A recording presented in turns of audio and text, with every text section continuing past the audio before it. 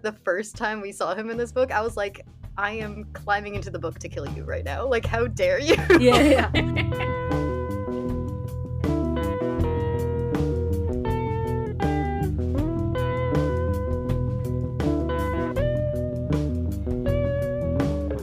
Hi everyone, and welcome back to Monster Donut, a literary and historical deep dive into the Percy Jackson series and all of its following spin-offs. I'm Phoebe, a dramaturg and story consultant. I am Emily, a classic scholar-ish and writer. And today we're joined by a very special guest, our first guest on the podcast. We have Woo. Fran from the Best Damn Camp. Hi there.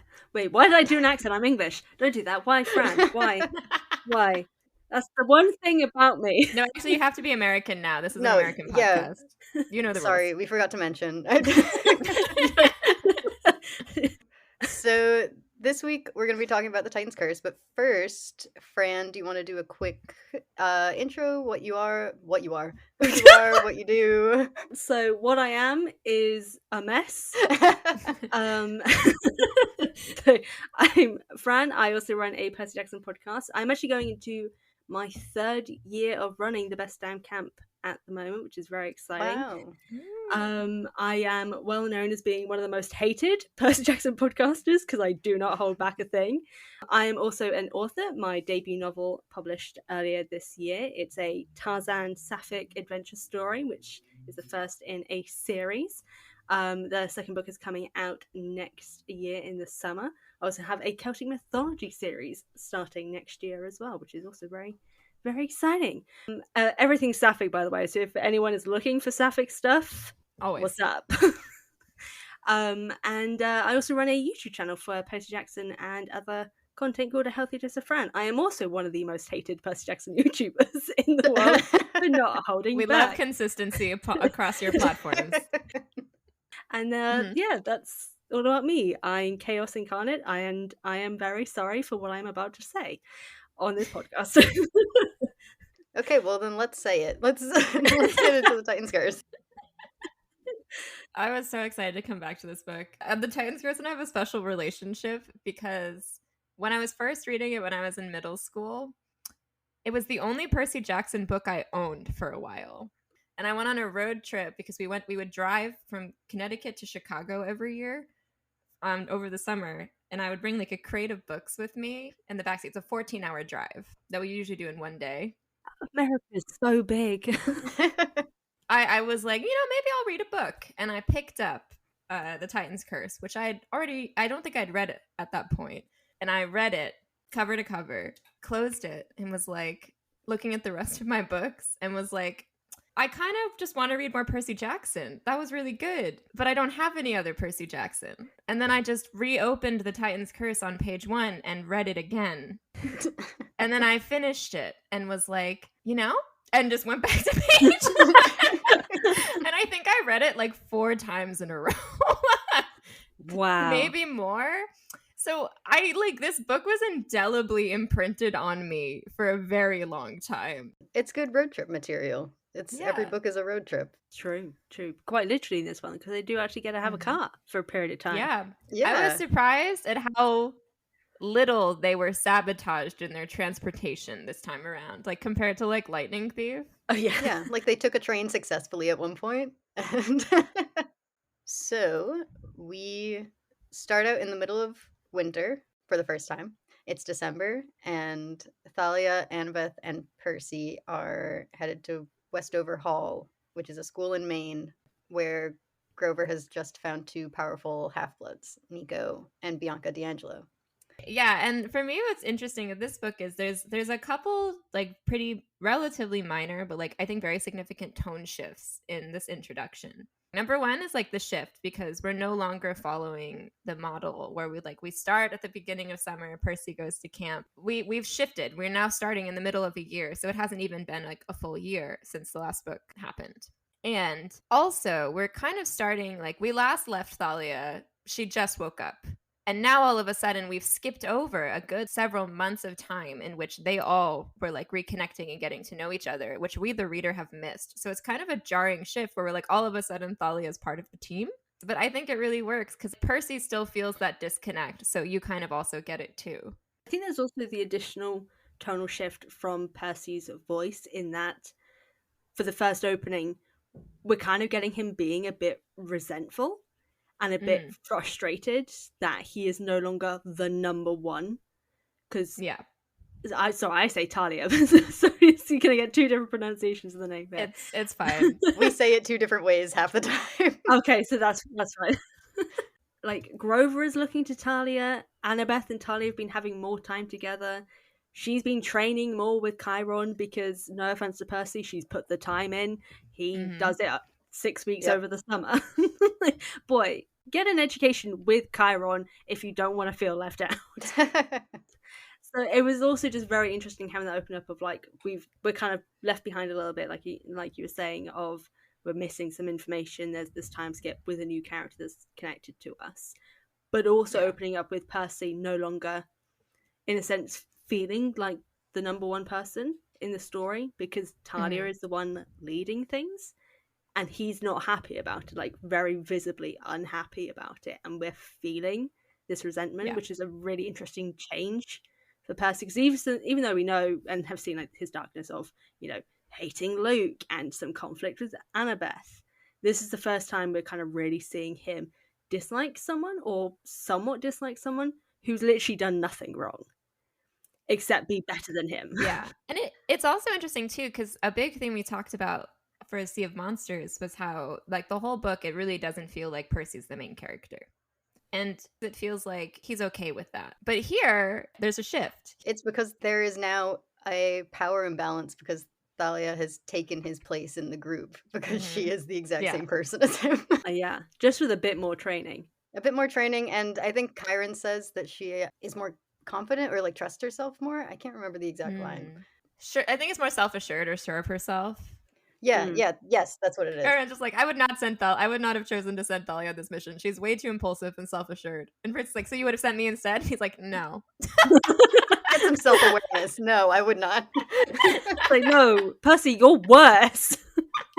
Yeah. Thalia's reintroduction to this series is a fun one because we've kind of built our own myths about her throughout the series so far. She's been like totally mythic, living only in dreams and stories, and now she's all of a sudden flesh and bone. But at the same time, I think she keeps a lot of that otherworldly quality to her, like especially at the beginning of the book. Percy describes her as often standing so still that you would think she was still a tree, and also describes her when she's standing alone in the snow as looking like a massive raven in the white landscape. And like the first time we see her, she's just this violent force of nature. So there's still something sort of massive about Thalia, even though she's standing in front of us now. I think that also is what I like about the disconnect too, is you don't have the humanizing, you don't have the moments as a reader where you've seen her be like a flesh and like a real person yet. So you kind of are still stuck in this myth, whereas Percy and Annabeth, because they've been with her, they wouldn't be anymore because they know her. Yeah. So I also want to flag this because I want to talk about it, because this is also a bit of a bookend moment in this book that I thought was really interesting, which is once Sally drops Percy, Annabeth, and Thalia off at the school in Maine, Thalia, I think, says to him, like, oh, your mom is so cool, which it's really interesting coming off of the diary of Luke Castellan and reading that line, because Luke and Thalia, they're kind of the two half-bloods where they two had to become basically like the caretakers of their parents, their mortal parents. And they've kind of really had to step up in a way that even like Annabeth hasn't. And interestingly though, Bianca, I think, is the next closest to them, which I want to talk about. Yes. But like Thalia talking about how lucky Percy is to have Sally, it really reminded me where Thalia is coming from in this story at this point, and you know what her relationship with her parents like, and we learn even a little bit more about it later too. So I just wanted to flag that. Yeah. I want to put a pin in the tone shift that you brought up, because that is like a massive part of the book that I want to talk about as we keep going through the book. Yes. But so there's a monster, they have to get around, they have to rescue these two kids that Grover's found, and their brother and sister. Bianca is 12, Nico is 10. And we first meet our sweet baby Nico D'Angelo, and he's just a kid that's really into mythomagic to the point that he annoys everybody else. He's so me as a child with my Pokemon cards. I was literally just about to say Pokemon cards, Yu-Gi-Oh, Digimon. I mean, name it. What was really striking to me is like coming back to like 10-year-old Nico, who hasn't had to deal with all of the events of this book yet. Mm-hmm. He's so innocent. I hadn't really noticed until this reread that he was kind of the opposite of Bianca in that he's kind of feisty and talks back and like has no filter and no real concept of danger or consequences. It's just full childlike wonder at everything. Yeah. And like he hardly ever worries about anything outside of his sister. And it's because Bianca is doing the worrying for him because she is Yes. the adult in the relationship. Yeah. I found what really interesting reading this back as well is that Bianca is almost the epitome of what Nico becomes like after everything that happens, of quite quiet, a little solemn, not like fully, but like the middle stage between it, of just like she is just really quiet. She is, beyond her brother, very solitary. She does, like, she's the one who's kept them all aside from everyone. Like, she's kept them isolated from other people, which is then something that Nico himself goes on to do. I don't think it's like the perfect one for one, but it always made me wonder if like part of Nico started to kind of match what his sister used to do, which is by keeping them safe, by keeping them as just the two of them. But because he doesn't have her anymore, he keeps just to himself because he thinks that's what his sister would do. Yeah. She's very wary all the time, very perceptive, and like constantly trying to think of how they're going to fight their way out, asking what the plan is in these opening chapters. And she's also really adaptive and malleable. She's definitely sort of to me, I was thinking she's kind of like the perfect final girl material. She would definitely survive a horror movie. Oh yeah. Or she should have been the person that survived a horror movie. It turns out she obviously isn't. But yeah, she has a lot of those qualities that we will see in Nico down the line.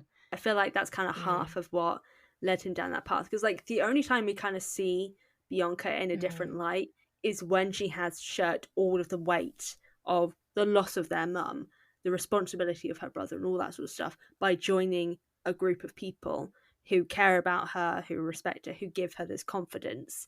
And she does change a little bit more. Like she still keeps like those parts of her personality of, you know, seeing where things are going, being adaptive, all this sort of stuff. But she's happier because she's lost that weight of like, she's done what Nico takes a really long time to find a way to shirk off all that past trauma. Yeah. I think it's in the way that they approached family, because for Bianca, she had been defined by her family for her entire life in her role as a caretaker. And that's what ultimately leads her to join the Hunters, is this promise of like a new family free of responsibility, which for Nico, Bianca is his only home. And so without her, he'd have nowhere and no one to return to. And he doesn't have that sort of responsibility shackling him there. It's more just a sense of, well, that's my home. Yeah. So when he loses that, it's a different kind of loss. Yeah. It's very much the sort of parent-child relationship to a degree of Bianca holding the responsibility, holding the weight of his safety on her shoulders. And he's just kind of taking it. He's not doing anything in return. Like, lots of parts, like, after they nearly die and they watch someone else die, or, well, quote-unquote die, he's excited. Like, he's not actually worrying about their safety, worrying about all that sort of stuff. That's all completely on Bianca's shoulders. And he's not kind of really reacting to her anxiety. He's just really excited. And like you can kind of like, you've got that parent-child relationship of like, she's just going to take all that on, he's going to have the time of his life.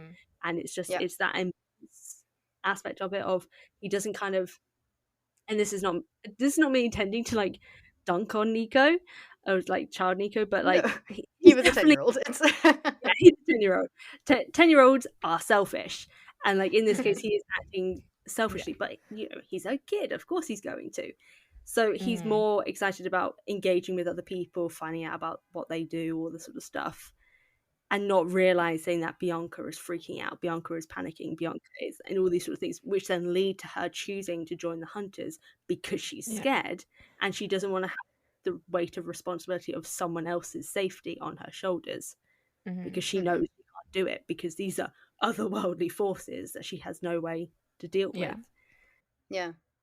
I think also what's really interesting about Nico and his introduction is, like, up until this point, all of the characters we've been introduced to who are half-bloods, they're all a little jaded before they find out they're half-bloods already, because they've all had issues, be like in school or with monsters or really close calls.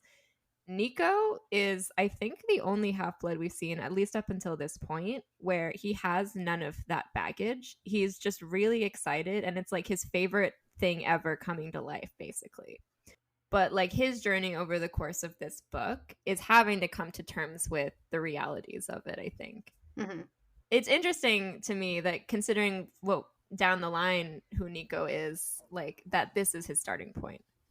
Like, if he was writing this book, you know, he wouldn't be like, look away, don't read this. He'd be like, okay, so get this. I feel like he's kind of coming from the same place that a lot of the readers were probably coming from. And that, you know, yeah, the kids picking up these books were likely Greek myth nerds. Yeah. And then he has to go through that transformation. And this book is the transformation point for the readers as well, because this book is the start of the reality of the life of a demigod. Like the previous books, like they had their bad moments and dark moments, but in comparison to the Titan's Curse, they get off pretty easy. This is where like things really go down. Things aren't exactly exciting anymore because there's danger quite literally around every corner. Yeah. Tonal shift. Yeah, I mean, if we're bringing it back to the tone shift, I actually think that there's a moment at the end of the book that marks the completion of the tone shift. Like, we have officially shifted tones that we'll get to later, but the use of this third book as a shift in tone and like a point of no return is like super common in Rick's books. And this is something that Emily and I have talked about outside of the podcast, but it's very Shakespearean of him. 5-act structure, baby. Yeah, in these 5-book series, we're kind of working in a 5-act structure, like a Shakespeare play, and the Act 3 tone shift and point of no return, like you see it in Julius Caesar, with Caesar being killed in Act 3. Wait, that's how Julius Caesar ends? What? Oh my god, Mean Girls was right! We should only step Romeo kills Tybalt in Act 3. Hamlet decides not to kill Claudius while he prays and ends up accidentally killing Polonius, which again sets them down that path. And like it's like more often than not, whether it's a comedy or tragedy or history, there is a tone shift or a point of no return or both in Act 3. And in this series, Act 3, The Titan's Curse, is both at the same time. Something else that I noticed, I did not notice this when I was reading this when I was a kid, but now grown-up Emily is reading this like, Prior in the series, it's sort of either directly stated and implied, I think both, that the satyrs are there to go recruit half-bloods and protect them, basically to protect them, to bring them to a safe place to camp and to keep them safe from the monsters that are going to inevitably come after them. In this book, the reason why Grover is on this mission as opposed to going to find Pan, which is like what he was able to start doing after the events of the Lightning Thief, is because they're basically on an all-hands-on-deck emergency recruitment mission, because they're losing a lot of half-bloods because they're joining Luke's side. And I found that really interesting, also in the light of the fact that Bianca and Nico are at a military academy. And it made me think about what they're doing in terms of recruitment is the exact same thing that they're kind of villainizing Luke for. It's like, oh man, he's getting demigods to join his side. He's recruiting for his army. These poor kids, they're only kids, and yet they're doing the exact same thing. Yeah. I felt like having them staying at a military academy really solidified that for me, where it's like, oh no, what, you're about to just go to a different military academy. And the fact that that's not really addressed, because this is the thing that I always felt Percy Jackson as a whole was lacking, is that why is Luke's side bad beyond the Titan problem? Because he's right. The gods suck ass. Like, they don't care about their kids. They don't care about anything except themselves. why do we care for them? Like, why are we fighting for them? And that's not like, I don't feel like that's ever addressed except at the very end of the last book with a small little line. And it's just kind of like, how did we get to this? Where is the critical thinking? I know it's children, but children can critically think. Yep. Yeah. Yeah. No, I'm 100% with you. I think Luke is 100% right in his speech. Although as we kind of I think talked about in our first episode, it's also Luke looks to the past instead of the future to find, a better idea, and I think that ultimately is where that's kind of I think his mistake. Yeah, that I can see. I think the only thing I ever wanted, and like this is one of the main books that I feel this and the next book could have had the addressing from Percy of the points that Luke is making, because some huge important things happen in this book, and I'm just like, Percy, this is the evidence you're looking for why Luke is doing the things he's doing. Because like, I just want Percy to say, look, Luke has a point, he's just going about it the wrong way. Just so there's exact words, Percy, please. There was a line later on, like skipping ahead, that made me pause, though, like kind of relating to this conversation, when Percy and Mr. D are fighting. And Percy gets really angry and says, this is your civilization too. Maybe you should try helping out a little. But they're not arguing about civilization. They're arguing about Annabeth being lost. And I thought it was something I hadn't seen before of him taking something small and connecting it to the bigger picture. And it kind of betrayed that, like, oh, we're all 100% anti the way Luke thinks here. Yeah. That Percy is beginning to tie the gods' actions to their impact on the greater civilization. And yeah, it's almost like the beginning of a change in his way of thinking without him outwardly acknowledging it or even like realizing that it's happened. Yeah. Okay, so basically they get into a encounter with the Manticore, who is the monster that is working at the school. All seems lost, and then all of a sudden, the Hunters of Artemis show up. I wrote this down and just thought it was funny, where I completely forgot that Zoe and Thalia had beef. So it is interesting to me, though, because it kind of keeps circling back to how she was offered this chance, and she turned it down because of Luke to join the Hunters. And it's implied that, like, Zoe and Thalia have, like, a lot of beef. Like, it's not just, like, that she said no. It was like there had to have been a whole thing that happened where they just hate each other. I don't care what anyone says. He wrote the perfect, like, tragic enemies to lover arc. Like, you did it, Rick. Yes. I second the motion. Yeah. Like, it's like he did this thing. He does this all the time. We were talking about this, especially in the Heroes of Olympus series. He perfectly writes the experience of, like, being a queer woman. And then is like, no, she's not queer. And, like, no. Like, I don't know how he does it, but he does it. He nails it.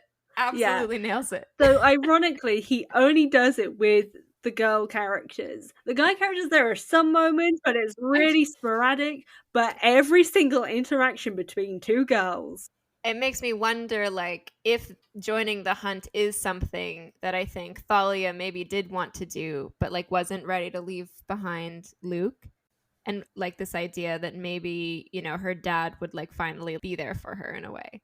And I feel like the ending of this book, then it comes full circle to me, because we've watched two other characters, both Bianca, who's kind of parallel to her a little bit, see her make the decision that Thalia would have made when she was the same age as Bianca. Oh, they do fully parallel each other, because Zoe thought Bianca could one day become the leader, the lieutenant. Yeah. And Thalia ends the book by becoming a hunter because she wants to not have the responsibility of being the chosen one, and then becomes the lieutenant. Which is also something Bianca technically unintentionally did, because she would have been the other chosen one, because as we find out at the end of the book, she is the child of Hades, and she could have also been a child of the prophecy. Yeah. So we get saved by the Hunters. Although Annabeth is kind of kidnapped. On the Annabeth topic as well, something else I wrote down, kind of coming off the Diary of Luke. I said Castellan. Go for it. It's fine. Say whatever you want.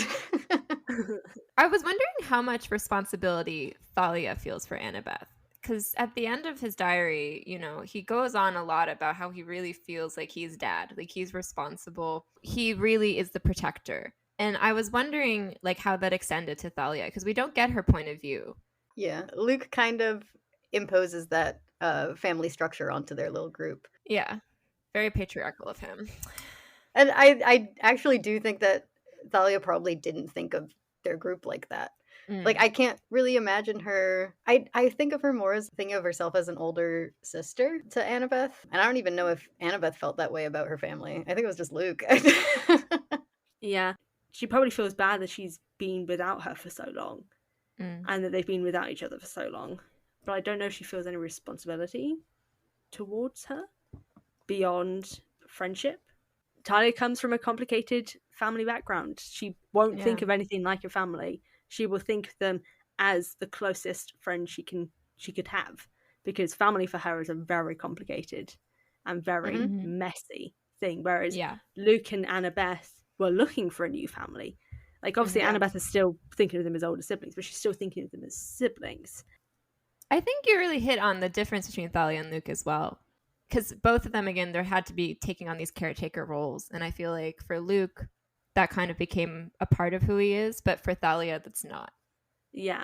She's definitely not the caretaker role. She's the supportive presence, but she's not a caretaker. She's just like, I cannot do that again.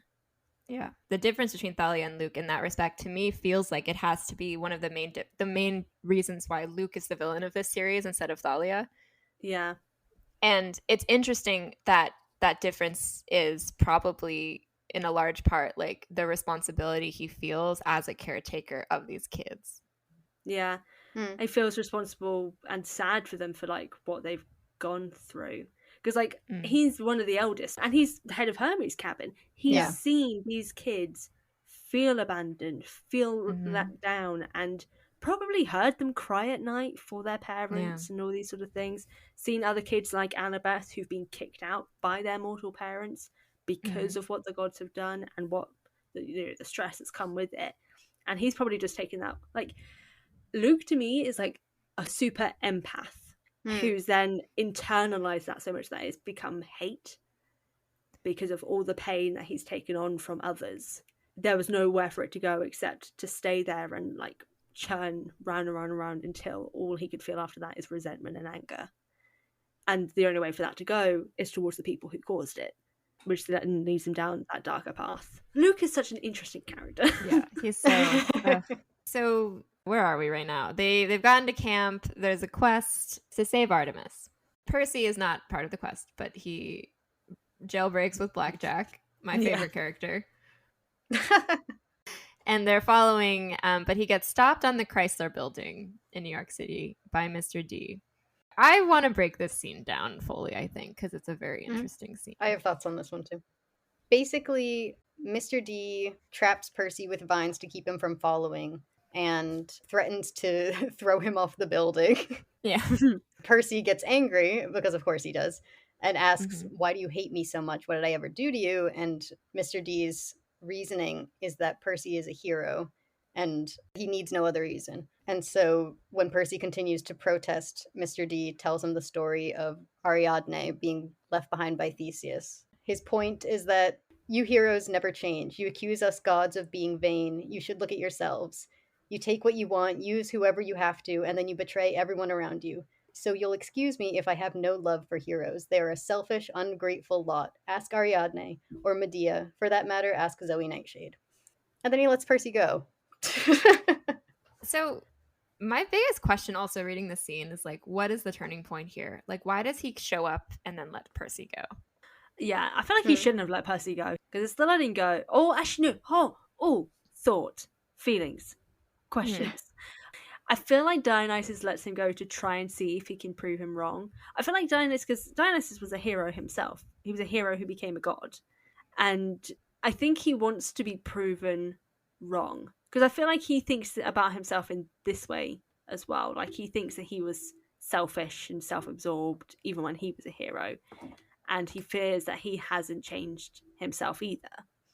I Is he actually? I thought he was the son of an. Yeah, he was a demigod because his father was Zeus and then his mom was Oh, yes, you're and right. You're then right. Yeah, his mom was mortal, but she died. Okay, I he remember now. died Yep. and he was born from Zeus's thigh. Yeah, but that was something that was exactly what I was going to bring up, is that he grew up among mortals and was a demigod himself. And most of his stories are him like wandering or traveling the world like Percy and the rest of the heroes do. Like he's very like he even has the quest into the underworld to try and save his mom. Like he is the hero when he was immortal. When Yeah. he was Mhm. a mortal. And interestingly enough, he had a lot of people in his life who died because of his own actions. Not like he killed them, but like he was in a sense responsible for their deaths because he was irresponsible. And I always half wonder if things like that is why he resents heroes even further, because he hoped they would have changed like by this period of time, that Yeah. they wouldn't be as selfish and self-absorbed. And so I think that's kind of half why he then does let Percy go, because like I feel like he just wants to hope, like even though he's so like he's a grumpy bastard, but like I feel like he hopes that one day there will be a hero who will be different. Yeah, like he has that unique perspective as someone who was once mortal and is now immortal and is watching Mm. time pass through that lens. And so, yeah, probably is watching all of these kids end up just like he was, or just like the heroes were in the old days. Mm. We're breaking the sort of perfect image of the ancient heroes Mm. Yeah, especially in that this we book. haven't really questioned until now, I don't think. And I Yeah, think this is, for me, the central theme of this book, because we talked about in the Sea of Monsters, the central theme being abandonment of the gods to the mortals. But in this book, I think the central theme is also abandonment, but it's the other side, where it's the abandonment of heroes to the people who love them. Generally, usually the women who love them, but not always. And I think this is the scene that really sets that up, because the story of Ariadne is that, and Medea as well. You know, it's like you give up everything to help them in their quest, and they just leave you behind when the story is over. Yeah. I think it's also just beyond that. This book is dealing a lot with the relationship between the mortal world and the mythical world, with the Titan army working with so many mortals and like Yeah. having that added threat of like there are guns now and helicopters Mm-hmm. and like the threat has officially traveled into the mortal world. And we also have with the introduction of Rachel Elizabeth Dare, our first mortal character who has had to engage with this world after Sally. And like it's especially interesting that Ariadne is being brought up for reasons we'll get into in the next book. oh yeah. But yeah, it's that relationship between the mortal world and the mythological world and the ways that they are now having to intersect, but are also the godly world is so often pushing it to the side, like we've talked about in the past. Like it so often doesn't consider what's going on in the mortal world. Like I that moment with Rachel kind of shocks Percy because he's Mm-hmm. suddenly like supposed to acknowledge that there are human people around him that he has to interact with. Well, then there's a moment in Colorado where the skeletons show up and they have guns and they shoot at Percy and he deflects a bullet with his sword. Oh god, yeah. And I was just like, what? I'm gonna say, I feel like that's one thing I'm just kind of like, Rick, come on now. Because, like, if monsters can use guns with no problem, why can't anyone else? like, why aren't they all using them? Like, why aren't Cyclopses having, like, machine guns on them at all time? Why aren't all monsters who have two hands, or even Yeah. multiple hands, using them to kill demigods if they can use them? Because, There's, like, you know, what's interesting too is that like the Romans had artillery. Like this isn't even that modern. Like the Romans had basically the equivalent of ballistas. Ballistas, for those who don't know, it would be that weapon they used to kill the dragons on Game of Thrones. I don't know either of these things. oh, like How to Train Your Dragon, like what it's the sort of Oh, vibe okay. of what Thank you. Hiccup Thank you. used. That's Like it that's what I looks like needed. a giant crossbow. It's basically a giant crossbow. That sort of vibe. Just Hiccups didn't have the crossbow part. It was just ropes. But like what Yeah. Hiccup made. But the Romans had this. They Yeah. had artillery, is what I'm trying to say. No. What we're trying to say is give Medusa a gun. This is America. Like, Oh wait, hold on, that's so dark because, like, admittedly, we're skipping ahead so much. We're skipping around so right? much. This is not in order at all. We can skip to the junkyard. Yeah, let's talk about the junkyard. We finally get to the realm of Hephaestus, who is one of the few gods we have not met yet at this point. Although Hephaestus has had a lot of, like, in the first book, he was on the Tunnel of Love ride. yeah, he's referenced quite a bit. He always has. He keeps having these traps. Like in Sea of Monsters, they also pass his forages. Like, he's kind of a presence in all of these books. And in this one, obviously, it's probably the most consequential. Yeah. It's also like a bit of a microcosm, I think, of his presence in the series at this point, of just like all of these things lying around that he made, but like without him there. Yeah. Each of these quests have had a moment where he's just kind of looming and you're waiting for him to finally make his first appearance. And he still hasn't done it. No, he hasn't.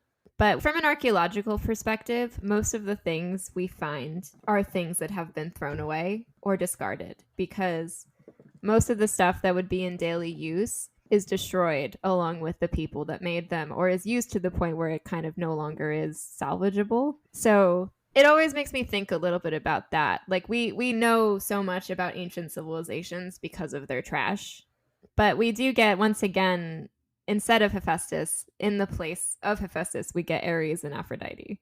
They warn them, telling them not to take anything. Right. But Bianca does. Yeah. Unfortunately. Yeah, so she takes the only statue her brother doesn't have. Hades. And I do kind of want to talk about how that ultimately is her downfall. Because I feel like we don't get a lot of information about Bianca as a character in this book. I feel like I always look at Bianca like with other people, like why I was talking about like the Bianca Thalia parallels and stuff, because I feel like her story isn't complete because you do have to read between the lines a lot. Like, you get Percy's version of it, and I think because thematically as well, so much, like I said, I thought coming away, like the big theme of this book was like heroes leaving behind the people that love them, and that is what she does at the beginning of this book. You know, she chooses to leave behind her brother. I think she kind of ends up, it's sort of connecting to what Dionysus was saying about the selfishness of heroes, which is kind of annoying because I feel like that's not exactly what she was doing. Mm-mm. She's like, yes, of course she is in a sense acting somewhat selfishly because she's thinking of what's best for her, but she's not abandoning Nico. No. She's being told that there is a place for them to go. There is a place that they will be safe. There is a place that Nico, a child, can be cared for by someone who is not a child. She's acting, in a sense, in Nico's best interest. Yeah. In her mind, she's probably leaving Nico in a better situation and finding one that's good for her as well, where the responsibility and safety of her brother is not solely on her shoulders because she can't protect him. I think you're totally right. And I also think, like, she's tempted by, at first, like, a really pretty bow, which is ultimately just, like, something that's cool, but not meaningful. And she's able to leave that behind. But the thing that she's not able to leave behind is such a tiny, inconsequential... It means... It's something that would mean the world to Nico. And she knows it. Like, that really shows she is, like, who she is to Nico. And she is the big sister that always is, like... I think that is very emblematic of her character, and that's how I think of her. And is it misguided? Yes, it's, you shouldn't do that. Like, you were told not to do it, but like, yeah, she's younger than all of them. Yeah, she's also 12. Yeah. I mean, we excuse Percy for being 12, and it's worth excusing. I think we need to also excuse Bianca for being 12. She is 12. Yeah. Uh-huh. The fact that Bianca is 12 and dies in this scene, it's part of that tone shift that we were talking about earlier, the kind of realization that children can die in this series, which is like not true of a lot of middle grade books. Maybe like parents can die, adults can die, but like a 12-year-old, someone younger than me. And I do think there's like an escalation also of the deaths in this book, because I was interesting, like the disappearance of Annabeth, because they couldn't quite figure out like if they were supposed to mourn her or not, like if she was gone for real. It is an interesting narrative trick to subvert expectations, because he sets the expectations at the beginning of the book of like, no, death isn't on the table. And then he kind of is like, actually, fun story. It is. Bianca's death is a little ambiguous as well. Like, I always joke, like, I don't believe they're dead until I see a body. Yeah. And I think he does that with Bianca, where it's the jet situation. And also, even in the prophecy, it's ambiguous. One will be lost. Is she actually dead, or is she just somewhere else? And then we get Zoe at the end, where that is for sure like an on-page death. I think it's interesting how he kind of ramps you up for that. Mm-hmm. Okay, well, if we want to keep going, we also finally get to meet Annabeth's mortal family in this book. Yes, we do. I hate you, Frederick Chase. Burn in hell. So we meet Annabeth's dad, stepmom, and very briefly her half-siblings when Percy, Talia, Zoe, and Grover, because we have lost Bianca at this point, they are in San Francisco, quite near where they need to go, and they stop. I think it's Talia who knows where Annabeth lives, doesn't it? And they're kind of like, hey, we've got to go here because we need transportation. And they stop there, and Percy's just like, wow, these people look really normal. I just expected them to be evil because of everything Annabeth has said, but they seem pretty average. They then continue having a conversation specifically with Frederick, so Annabeth's dad, and mention to him the fact that, you know, his daughter is in trouble and she's in danger and they need to rescue her and they need a way to get there, to which he gives them, is it his car? Isn't it? Yeah. And, you know, he's just like, well, I hope she gets back safe. Hopefully she'll be okay. Blah, blah, blah. The stepmom's kind of like, yeah, no, that's terrible. And then leaves. And yeah, so her dad does come in to help eventually. He's got a biplane and he's filled it with celestial bronze bullets from the weapons that Annabeth had left behind. He's melted them down and turned them into bullets and killed a bunch of monsters, which was really cool. I will admit that was pretty cool. He still sucks as a human being, but it was a pretty cool moment. They rescue Annabeth and she has a moment, well, I say a moment, they have a conversation of a sort. Weirdly, it's a moment where he kind of makes her feel bad because he just briefly mentions that, you know, it was the stuff that you left behind. And she kind of looks away and I'm like, why are you looking away? He's the reason you left. Sorry, I'm gonna chill. Like, calm down a little bit. And not long after this moment, they are about to head away, and Percy says to Annabeth, they're not that bad, you know. And I wanted to pummel him. Let's dig into this also, because you're right. But what's interesting to me is the narrative doesn't agree with you. Yes. This is actually the moment I was talking about. This is a good place to kind of bring it full circle. There's two echoes in this book. This is one of them. Where right at the beginning, you know, there's that scene where Thalia and Annabeth are like, Percy, your mom is so cool. And he's like, yeah, I guess. She's embarrassing, but okay. But we all know, of course, Sally's the best. And then at the end of all of this, when Annabeth's dad saves the day and they end the conversation and leave him, Percy says to Annabeth, your dad's pretty cool. Like, it's almost the exact same language. And it's very clear, like, because what we've gotten from Annabeth's side at this point is that she felt unwelcome in her mortal family. She felt like her dad was kind of pushing her away, and so was her stepmom. And now he's moved somewhere she could never live. And it's like, how dare he? Like, he doesn't even want to try. And then we get to meet him, and it's like a reversal in the narrative of all of these assumptions we've made. And he gets to save the day. And at the end, we get this moment where it's a direct callback to what they said about Sally. I mean, I do think the portrayal is a bit more nuanced, but at the same time, the narrative is saying that, like, maybe Annabeth's perception of her family isn't the truth. Yeah. I think what's interesting to me is, like, what you said here is, like, the narrative is basically kind of saying in the sense that Annabeth may have been slightly wrong, but then at the same time, the previous narratives have been showing that she's right. She ran away at 7. She went back when she was 10. She had to leave again. Went back a second time, had to leave again, has gone back a third time prior to the Titan's Curse, and they've moved somewhere that is so dangerous for her that all the problems that led to having to run away at 7 years old will just come again because it's Monster Central they've moved to. And she's told her dad, this is like not safe. And there's kind of been no compromise or discussion. And I just feel like the narrator has been showing us again and again that her family doesn't try. Annabeth is consistently the one who's reached out. She's the one who's gone back twice. She's the one who's called them twice. And then every time she's the one who ends up alone.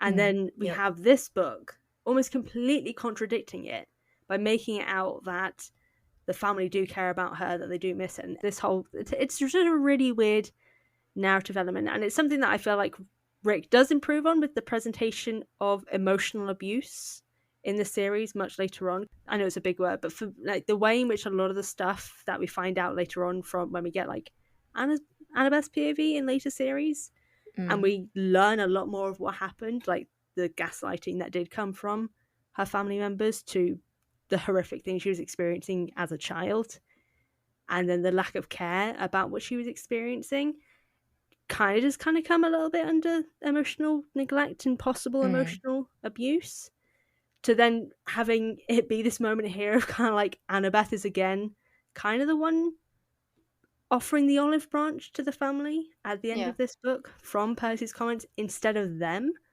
because they're still saying, hey, you know, you've got a place here. And like, but it's a place where she'll die. Gaslighting in particular that you bring up, I think, is 100% accurate. And also, it's a very particularly insidious kind of emotional abuse. And to me, I feel like that almost makes it make a lot more sense. Annabeth's reactions to Luke, where he'll say these things to her that aren't true. And she's I feel like her reaction to them is a lot more strong than most characters, which makes sense to me. Yeah. I think in her case for Luke as well, Luke was the first person who ever truly showed her any kindness. Yeah.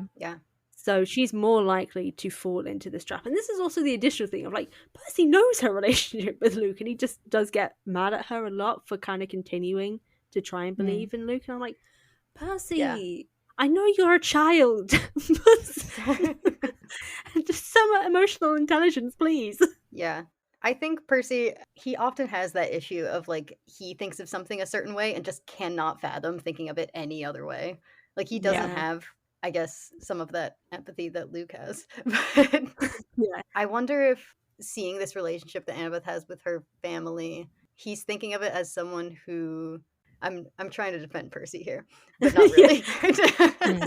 He's thinking of it as someone who is just getting used to having a home that he can return to that feels semi-safe because he's spent so long with Gabe. And so coming into a house that, like, you know, it's described as having like the smell of cookies being baked and like, oh, there's kids playing. Toys and, like, everywhere, it feels comfortable to him. He comes in there and is like, this is sort of the comfort that I was looking for my whole life until, 2 years ago. Not even.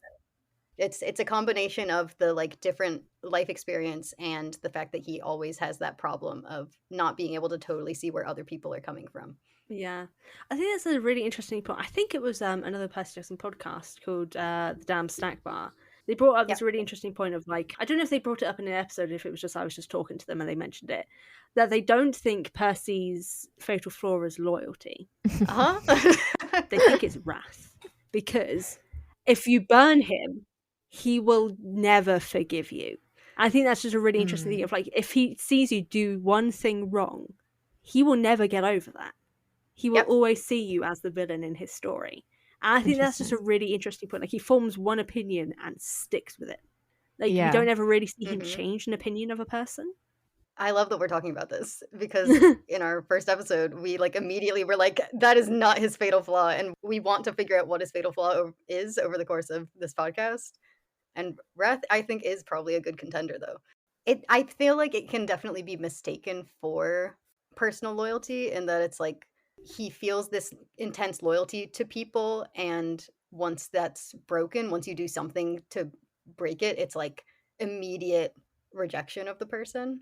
Even though, like, he had, in the case of Luke, for example, like, he does kind of still have these moments of admiring him, but he still does just fully loathe him. Like, he could never, if Luke changed his mind, fully recognized the errors of his ways and changed and came back and was like, oh my god, I was wrong, I'm so sorry. I don't think Percy would ever forget. He's definitely he may forgive, but he will never forget. And he's the sort of person who will bring up something that happened a decade ago Yeah. to start an argument. He's that petty bitch. And what's actually interesting is there's a moment in the story where this is the way in which I think he and Thalia are not similar. Because there's a moment when Percy in the first chapter, or maybe the second chapter, he goes off alone to confront the Manticore, knowing he should wait for backup. But he's like, no, I'm going to try and take back being the main character of this story because I'm feeling kind of hurt about Thalia being the main character of this book right now. Yeah. And after everything goes down and Annabeth gets kidnapped, Thalia is really blaming Percy for it. And she's like, I can't believe you went off alone. Like, if you hadn't done this, we'd still have Annabeth. But then not even like 100 pages later, well, I shouldn't say that. I was listening to the audiobook. I have no idea how much it was. She actually says to him, like, you know what, actually, I probably would have done the same thing, so I can't blame you for this. Percy would never. Yeah. No, I think it's interesting because a lot of their scenes together are Percy or Thalia either apologizing to the other. Usually it starts with them apologizing to the other because they so easily hurt each other. Yeah. Because they're the same person. Like, this is a series full of character parallels, but these two are like the most intentional, I think. And in this one, it's like she literally grabs the protagonist role out from under him. As she should. And it basically ends up being Percy being put in front of a mirror and being forced to, like, over and over throughout the book, attempt to anticipate himself and reckon with himself and appease himself.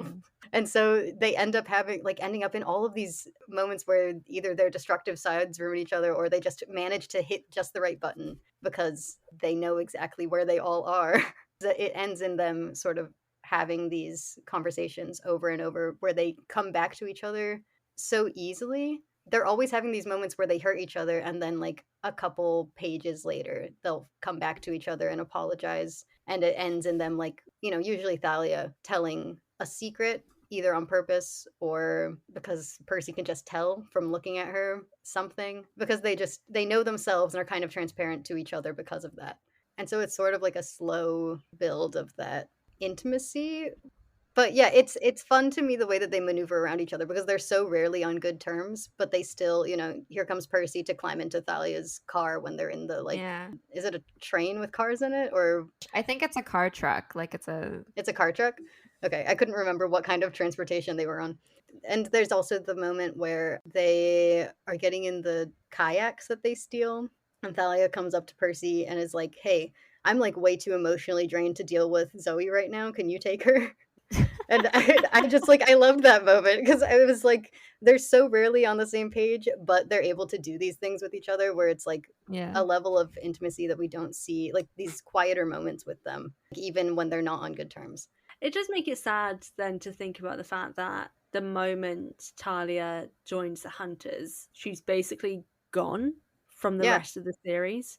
And this happens so often with the Hunters. Right? I'm like, they're just kind of there to take people and then vanish into non-existence until they're necessary again, which is very rarely. I'm like, why? That's such a cool concept, Rick. Yeah.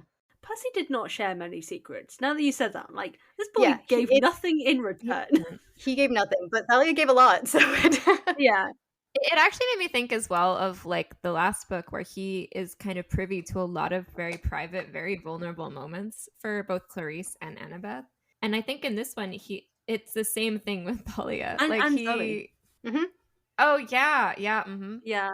But also, the boy's got to share. He shared nothing. No one knows anything about this boy. Right. I would love to see a conversation with either Thalia or Annabeth where they actually talk about Luke, because Percy was also betrayed by Luke, and it's always the girls coming at him and him being like, whatever, and brushing it off. Yeah. They do need a proper conversation. Because I think if he got more information from Annabeth and Thalia about Luke and like maybe what he was like before. Because I think this is the whole thing. I never understood why Percy wouldn't try, and I guess the fatal flaw of wrath. He just didn't want to hear what he was like before because he can't, because all he knows now is this traitor. That's the only important, significant thing. to remember. Not that he was a good person, not that he could be being manipulated, not that he's had a terrible past.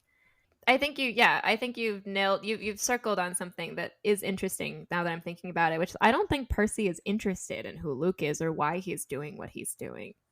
Oh no, he doesn't. He does not care. But Annabeth and Thalia obviously are, because they knew a different version of him, and they're trying, especially Thalia, I think they're trying to figure out like how this happened. He's a very black and white thinker. Yeah. Until much later. And even kind of then, he kind of still sticks a little bit to the black and white way of thinking. This is the whole thing. Percy puts a lot of what he thinks of the world on other people and expects them to act accordingly. Yeah, I think that's definitely true. Like, you have to understand that Percy is a biased narrator. Yeah. I think a lot of people don't, to a degree. That's fine. Okay. Getting to the scene at the end when we get to Mount Othrys. First of all, the scene with the dragon and the apples. I'm just imagining Luke returning there because that's where his quest was to. Oh, yeah. Mm-hmm. Well, it made me wonder if like this is where it all began. It is. The fact that it's where it all began, and it's Thalia and Annabeth and Luke all coming together again. It's like kind of bringing it all back to the beginning for him. And that's also, this whole part to me is like the end of the alternate universe in which this is Thalia's book. Yeah. Like, it's an extension of her beliefs in the diary scene where she says Luke would never betray anyone. I feel like she's still holding on to like, no, like, I can't even reconcile this person you're telling me is Luke with the Luke I know. Yeah, she even has that line earlier in the Grover Gets a Lamborghini chapter where she says, Zoe wasn't right. Luke never let me down. Like, even now, she still says that. It's not until she sees Luke in this scene that she fully puts it together that, like, this is her friend Luke, her best friend from childhood, who is doing all of this. I think especially because the first time that she sees him, he's got his sword to Annabeth's neck again. Yeah. This is the only book to me where I feel like we see the side of Luke that Percy sees fully all the time. Like, this version of Luke and his actions is all that Percy sees and understands. This is him falling further than he ever has before. And it isn't him. Like, it's very out of character for him. His one major thing is caring about other people. And this was the opposite of that. And it's very random and sudden. I don't know. It always read really weird. He does defend her still. Like, he doesn't want to kill her. Like, he's okay using her and he's okay hurting her, but he still won't kill her. Because there is that moment after they trap Artemis under the sky where the general is saying, okay, she served her purpose, let's kill her. And Luke is like, no. She might still be useful, but the way it's written, it seems like he's just grasping at any reason to keep her alive. Like, he doesn't actually want to kill her. Yeah. Yeah, there's kind of an interesting power shift for Luke, because every time that we've seen him until now, he's been in total control of every situation he's in, especially in Sea of Monsters, like we talked about. Oh, yeah. He's got that total confident, like, supervillain vibe to him. But he's totally in control of the entire room in Sea of Monsters. And now there's like a complete shift in that, like, in his first scene with the general, he's clearly not in control of that situation, and then every other time that we see him, he's sort of under the thumb of the other people around him. There's that moment at the end. Thalia says, Luke, let her go. Luke's smile was weak and pale. He looked even worse than he had 3 days ago in DC. That is the general's decision, Thalia, but it's good to see you again. Everything going on is the general's decision. Everything is in Alice's control at this point, and it's a character dynamic that we haven't seen from Luke yet. Luke has always been in control. And so that's kind of how I've justified his actions, or justified, but understood his actions in this book, in that it's a clear change in how the rest of the Titan army is starting to see him in this series. Yeah, that's true. Yeah, I think there's that line at the end where Luke is begging Thalia to join his side, because if she doesn't, he will use the other way, in quotes. Yeah. Luke is just, like, at this point, basically at the mercy of whatever everyone around him wants from him. There's a fear that is now starting to show up from him that we haven't seen before. Then there's also this really interesting part when she's first looking at the Ophiuchorus. She's like hypnotized by the hunger for power. I gotta say, I did always feel it was really weird that Thalia was tempted so kind of easily. I was surprised that she was able to pull Bessie, I can't say the name, I'm just going to say Bessie, to them so easily just by like a single temptation. It was like one line tempted her enough to start thinking about Bessie. I just remember thinking, this doesn't feel that realistic, because everything we've seen of Talia, yeah, she's angry at her dad, but not angry enough that she would turn on him so easily and be tempted to join the other side in a single instant. I think something that we talked about in our Luke's Diary episode was the way that Thalia is angry at her dad, but is always searching for a connection with him and some kind of sign from him. Thalia still has that like yearning for a connection with her dad that Luke doesn't have. But I think that's what that moment in the car is supposed to break. And that when the lightning bolt strikes the car, she's now thinking like, oh, my dad actually, that's a sign from my dad and he wants to kill me. And so it could push her over the edge toward that. I don't think it's enough, but that I think is what that moment is supposed to be, is that like breaking of the like, oh, I actually can't get anything from my dad. Actually, he wants me dead. Yeah, and it's also pretty ambiguous. Like they say like, oh, that's just Kronos messing with you, but can Kronos send lightning bolts? Like, I mean, who else could have sent a lightning bolt? Well, could have been Atlas, because he's the holder of the sky. So he could, we don't fully know if he has abilities connected to that. He could. Maybe Thalia, it ended up being like a self-fulfilling prophecy because Thalia was so anxious that she accidentally summoned a lightning bolt and then decides it's her dad. It doesn't read as that unnatural to me that she would consider, though, because I feel like it's impossible not to think about it. Yeah. Although the other thing that's interesting to me about the whole Bessie subplot is that, like, they keep saying it's connected to Thalia, but isn't it connected to Percy?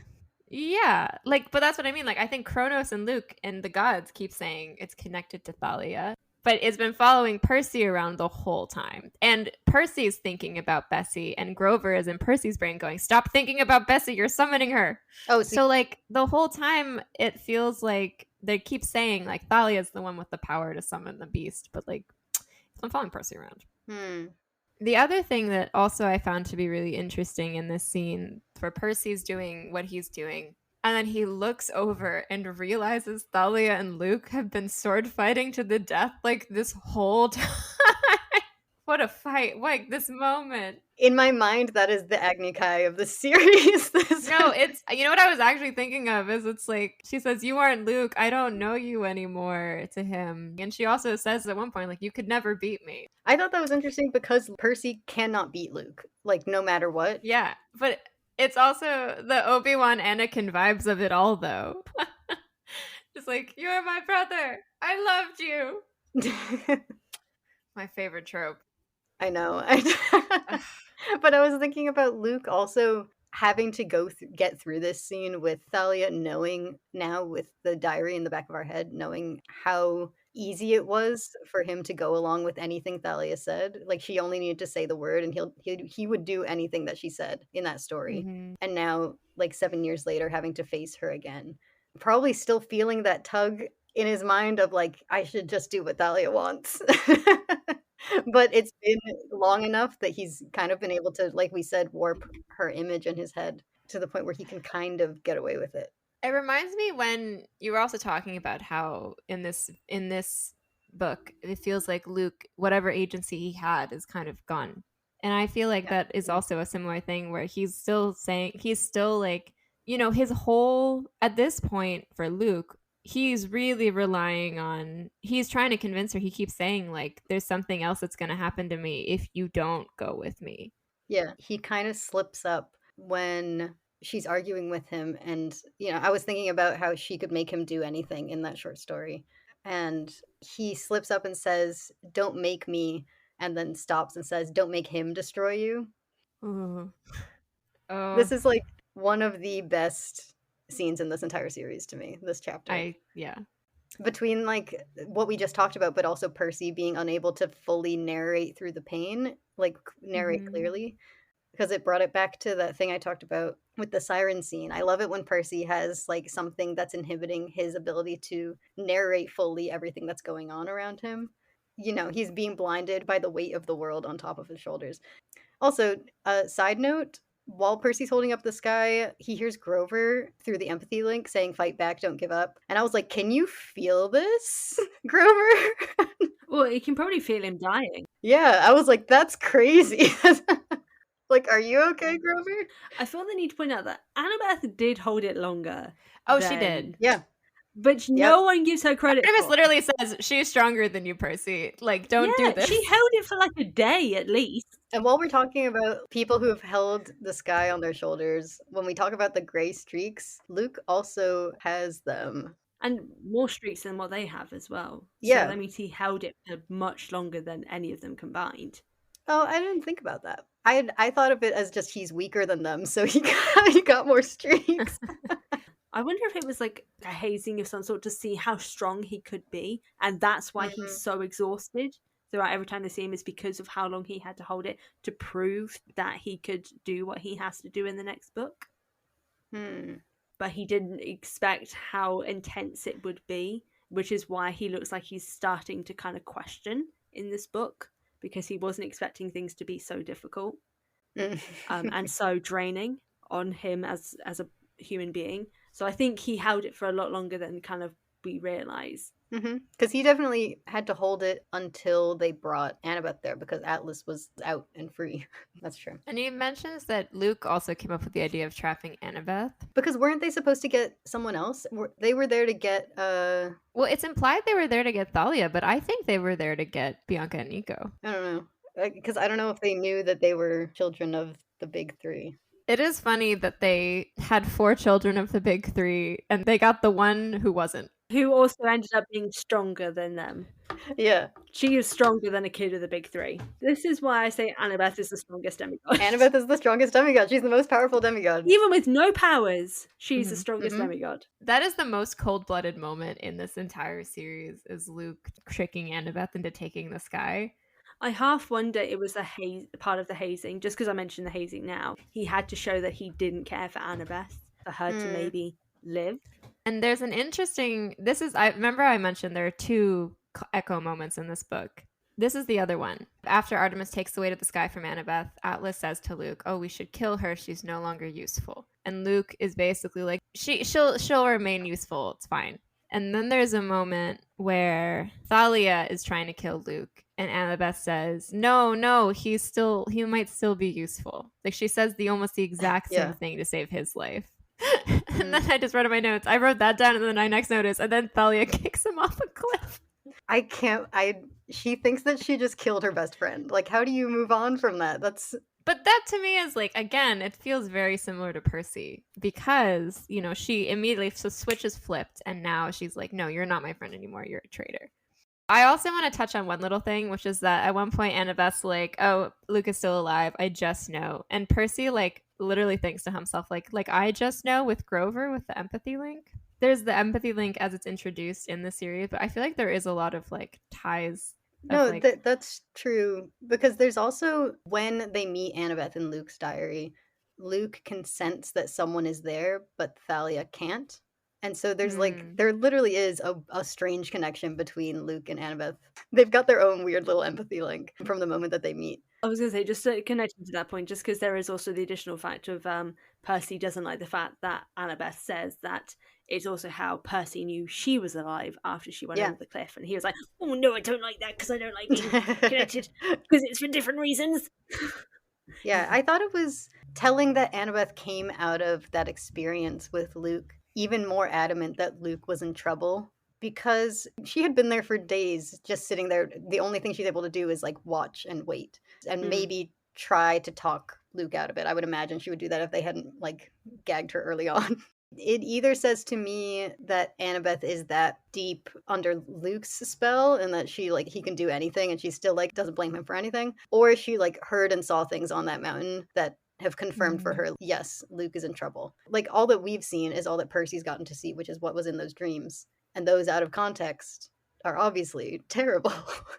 This is why people need to talk. If he'd asked her what she'd seen, maybe he'd know. Yeah, they need to talk about why Annabeth still feels like that. So at the end of this scene, Zoe has been injured by her father. and Artemis picks her up, puts her in her chariot, and they're like, okay, let's get out of here. And I wanted to point out a line here because this, to me, is where the tone shift that we've been talking about is completed. Like there's a moment that signals we are now past the point of no return to me. And it's a joke that Percy makes. He climbs into Artemis's chariot and murmurs just to himself, like still dazed with pain, that it's like Santa Claus's sleigh. And it's a joke that in any other context, like in any moment before this one, might have been funny. But here it's the first that we've heard in pages. And all it does is emphasize that Percy is still a child. That he's just too young to have just experienced the scene that we just read. His first thought is Santa Claus still. Every time I read it, I can't read that line as a joke. So to me, it's like right here, the tone has officially shifted and we don't live in the same world anymore. There's definitely a sort of secondary element to that as well of like, we've not had, oh, Santa is actually real happen in Percy Jackson. Like he's still a mythological figure that can't bring any pain into the lives of these children, where myths are real and cause real trauma, real pain, and permanent damage. Santa Claus is still a childhood fantasy, and that's all they kind of have left. An extra layer to it was that once Percy says that, Artemis says, like, yeah, where do you think that myth came from? And I was like, immediately telling him that Santa Claus is not real. Like, immediately breaking that myth. It's like, no, we are not in that kind of world anymore. Then we get our first actual on-screen death. And also Zoe says something. We haven't talked a lot about Zoe in her past, actually, but we haven't. Sorry, Zoe. Zoe Nightshade, who's Artemis's lieutenant, she's implied over the course of the series of the book to be super old. Because hunters are immortal. And then we find out that she was one of the Hesperides. They live in the garden with the dragon that guards the tree with the golden apples, and they're the children of Atlas, the Titan. It's revealed in a dream that Percy has where he is Hercules, that the reason why she's no longer with her sisters is she helped Hercules steal a golden apple and was exiled from her family because of it, and so found a new family with the Hunters of Artemis. And yeah, Hercules is also a really interesting character in the context of Greek mythology, because a lot of Greek heroes are, and a lot of myths actually, are site-specific, and they're based around very specific places that are named in the myths. And so a lot of the Greek towns and places throughout would have very specific stories and myths and legends and heroes that were tied to that location. But Hercules is sort of a catch-all where a lot of places lay claim to Hercules, because he travels around a lot and does a lot of deeds in a way that kind of like Odysseus does. But also, like, the origin of his name is really interesting too, because it in a sense means hero, if you go all the way back in the etymology. And so he's kind of a composite, probably, of a lot of local myths. It's interesting, though, that one of the last things Zoe says to Percy is that he's nothing like Hercules. Okay, the group heads up to Olympus. Poseidon, we get a Poseidon cameo and a Zeus cameo. So I guess technically all of the gods were in this book. But this book is also where Athena tells Percy what his fatal flaw is. Yeah, which we've said. She's wrong. She's wrong. She's not always right. It's wrath. He's a wrathful little bitch. I did write in my notes, though, like, oh my god, I almost forgot about Nico. Just like you almost forgot about Luke in the first book. That one, the narrative lulled me. This time, I did almost actually forget about Nico. I still... Can we talk about how shit Chiron is for letting a 13-year-old boy deal with the emotional trauma he's about to deliver to a 10-year-old instead of the 1,000-year-old centaur do it himself when he's the one in charge? Chiron makes so many... There's another quote he wrote down where he says, like, after Nico runs off, Chiron's like, well, better that he be... Well, I hope he gets eaten by a monster. Better that than being recruited to the Titan army. It's like, dude! Chiron always does everything in his power to avoid any kind of conflict with anyone. Like, that's half the reason he doesn't tell Percy anything, is because he's like, I don't want to deal with that. Yeah. I would like to say that even though Tantalus was a bad guy, at least he made his intentions clear. Chiron pretends to be a good guy, but he's actually letting children die. But Percy does have to tell him that his sister is Yeah. dead. And Nico obviously doesn't react well. He's also the one that confirms for sure she's dead. He definitely has the most interesting relationship to death in this series. Yeah. No, I think this moment at the end when we find out that Nico and Bianca were children of Hades finishes off this theme throughout the book of like dead things coming back. The first mention of it is Tyson mentions that old sea spirits have begun waking up and causing trouble. And then there's the skeleton soldiers that stalk Percy throughout the book. There's Thalia herself rising from the dead. There's the Oracle, who is a corpse, walking through the forest and then speaking her prophecy. It's like it adds to this feeling of the idea that something really is stirring and that everything that you feel safe from right now will not stay dead for long and that we're just kind of waiting on Kronos. And so finding out now these characters who we've been with throughout the book this whole time were children of Hades, like Lord of the Dead, really kind of rounds out that like general haunted vibe that we've had throughout this book. I almost said the season. One day. The last kind of thing that I wanted to talk about very briefly, since we've been talking about like Percy versus Thalia as protagonists, is the moment at the very end of this book where Percy says, I choose the prophecy, it will be about me. Like until this point, he's just kind of been forced into this role of being the child of the prophecy and also like hasn't really been the main character in his story, even though he has been the child of the prophecy. And at this point, it is Percy basically choosing protagonist status. I thought that was so interesting because there have been so many questions raised about like fate and prophecy and like all of the links between them and like what is inevitable and what is not. You know, do you have agency in a world where the fates exist? And I think this is him kind of finding a way to finally take that. He's realizing he can actively choose to be the person the prophecy is about and take it back as opposed to wait around to see who it ends up being. Okay, so to finish us off, I have a question that I ask every week, which is in this book, there actually isn't a camp bead given to symbolize the events of the book because it's winter. So if you two were to design the bead based on what feels important to you from this book, what would you put on it? I would put stars for Zoe. I like that. Yeah. I think for me, I kind of want to give it to that like sacrificial fire that appears when they're supposed to be sacrificing Bessie, just because of, I don't know, symbolically sacrifice and death. And it's interesting because this is the first time I think the scene I most think about from this book isn't what I feel like actually should be the bead. Because the one I always come back to is Talos. There's something about that scene aesthetically that I just think about it all the time. Like when I think about this book, I think about that scene. But I don't think that's the bead. I think if I had to give a bead, it would probably be Annabeth holding the sky.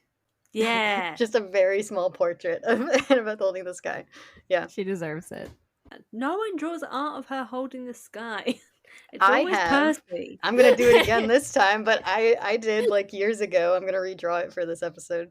There's something about that Talos scene. I don't know why. It just gets me. Just do the Hades figurine then. It symbolizes multiple things. Yeah, I think it's the Hades Myth the Magic figurine.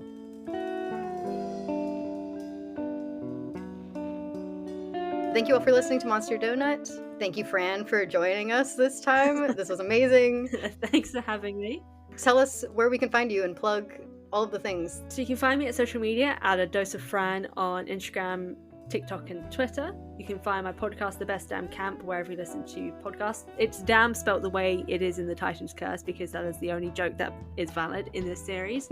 At Best Damn Camp Pod on Instagram and Twitter. And my YouTube channel is A Healthy Dose of Fran. I have videos out every week. I don't know when this episode is coming out, but there is a fundraising live stream on the 21st of December. It'll be after that, unfortunately. Okay. Well, then they can go donate afterwards, so it's fine. It'll be available to watch after, so they can donate later. And you can buy my debut novel, Home to the Wild, wherever you get books, or go to the library. Libraries are also things to support me and your local library. If you like the chronological concept for this podcast, Fran does a much better job of it. So you should go over to the Best Damn Camp, hear it actually in chronological order. Yes, it's all in timeline order, which is really hard because the timeline makes no fucking sense. So it's trying to figure out what goes where. So yeah, but it's fun. And if you want to find out why I'm the most hated Percy Jackson podcaster, you can. Right, we know you're curious. So as for us, as always, you can find us at PJOPod on Twitter, Instagram, and TikTok, and you can find the time-lapse of the drawings that I made in the creation of this episode on my YouTube channel, which is Phojoko, P-H-O-J-O-C-O. And you can also email us with any of your thoughts at monsterdonutpodcast@gmail.com. I think that's it. Next time we'll be reading Battle of the Labyrinth, which I haven't read in a hot minute, so I'm very excited for I that. haven't either. Thank you, Fran, again. Bye, everyone. Bye. Bye.